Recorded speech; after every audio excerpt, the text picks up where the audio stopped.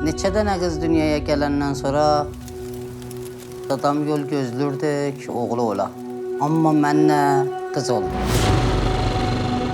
Dadamla təsmim tutdu, məni o yerlərə apara ki, fəqət oğlanlar gedə bilərdi.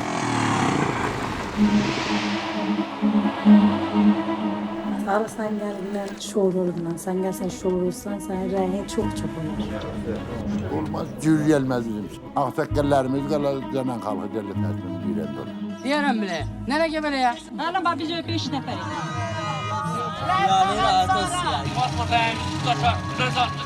Hocam mənə zəyin burada məhvub səhərə şour şey. Nə məşqdir? Kənd cavanlarına tayfa tükenli.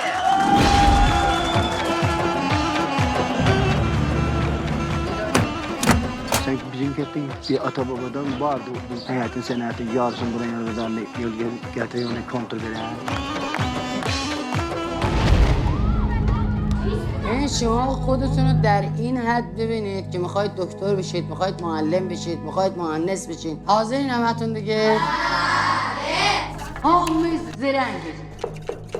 Hamımız başara bildik. Hamının elinden gelir.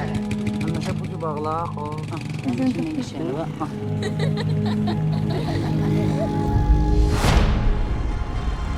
Tabi ürek ola, adam ola, tabi ile dünya ne kadar. Çağırgışı götürək meydan çıxardıraq. Hər nə mənim xud-xudu olmaz ki. Bunlar çatanda mənə ağzına gələn deyirlər, mən onu eləyə bilməm.